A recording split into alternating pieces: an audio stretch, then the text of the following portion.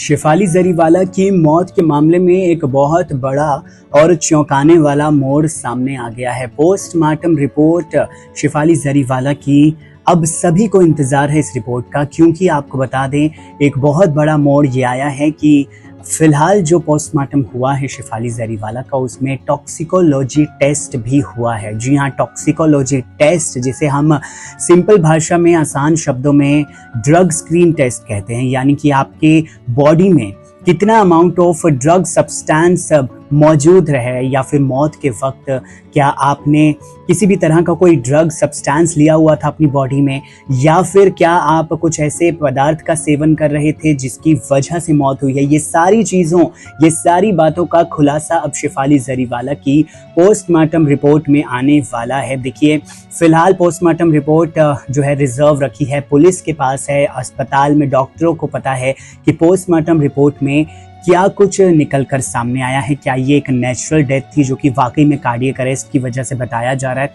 क्योंकि आपको बता दें, जिस तरह से अपनी बॉडी को मेंटेन रखती थी शेफाली जरीवाला, उसके बाद ये कहना बहुत मुश्किल है कि वो सिर्फ और सिर्फ कार्डियक अरेस्ट की वजह से ही गई हैं। या तो देखिए, कार्डियक अरेस्ट अगर हुआ भी है तो उसके पीछे का भी क्या कारण रहा, क्योंकि इस उम्र में, इतनी कम उम्र में, इतने ज़्यादा फिट होने के बाद आपको कार्डियक अरेस्ट कैसे आ सकता है। तो ये इन सब चीज़ों को लेकर अब जांच होने वाली है। एक बहुत बड़ा मोड़ आया है शेफाली जरीवाला की मौत के मामले में। एक बहुत बड़ा, आप कह सकते हो कि एक लीड मिला है पुलिस को, आप कह सकते हो फॉरेंसिक टीम को, कि जो इंटॉक्सिसिटी टेस्ट है, इंटॉक्सिसिटी टेस्ट में कुछ भी निकल कर सामने आ सकता है। या तो जब कार्डियक अरेस्ट आया शेफाली को, तब उनकी बॉडी में अमाउंट ऑफ ड्रग जो है सब्सटेंस ज़्यादा था, उस वजह से कार्डियक अरेस्ट आया है, या फिर जो पूरा का पूरा मौत का रीज़न है वही सिर्फ और सिर्फ ड्रग सब्सटेंस भी हो सकता है। अब ये डिपेंड करेगा कि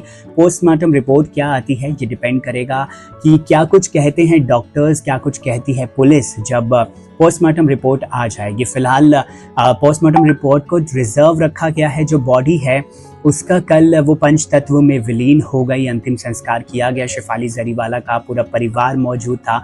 पराग त्यागी, उनके पति का रो रो के बुरा हाल था। इंडस्ट्री से भी ऑलमोस्ट सभी लोग आए थे शेफाली को अलविदा कहने के लिए।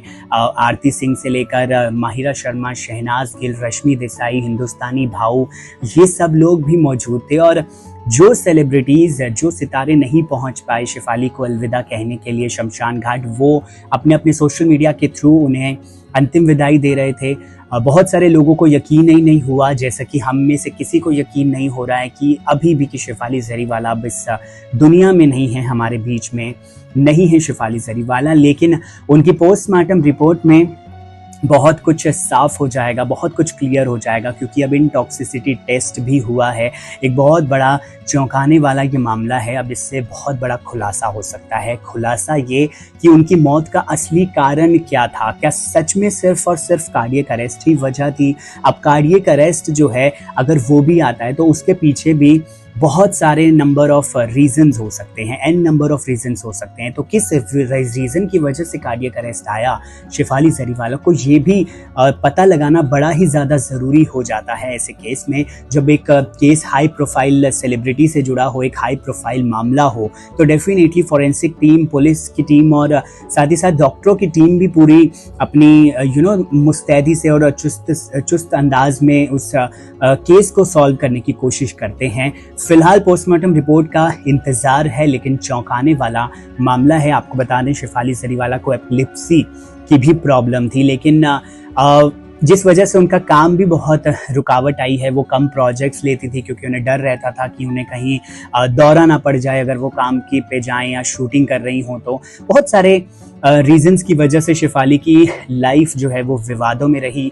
उनकी पर्सनल लाइफ भी लेकर काफ़ी ज़्यादा चर्चे हुए। पहली शादी उनकी मीत ब्रोस के हरमीत सिंह से हुई थी।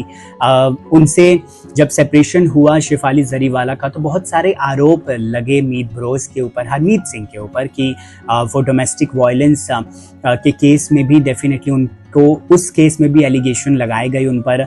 शेफाली जरीवाला बिल्कुल भी खुश नहीं थी उस शादी से। लेकिन जब सेपरेशन हुआ उसके कुछ सालों के बाद पराग त्यागी से शादी दोबारा से की शेफाली ने। कोर्ट मैरिज की थी, ज़्यादा कुछ तामझाम नहीं किया था, बड़ा फंक्शन नहीं किया था। शेफाली का एक सपना था जो अब अधूरा रह गया है।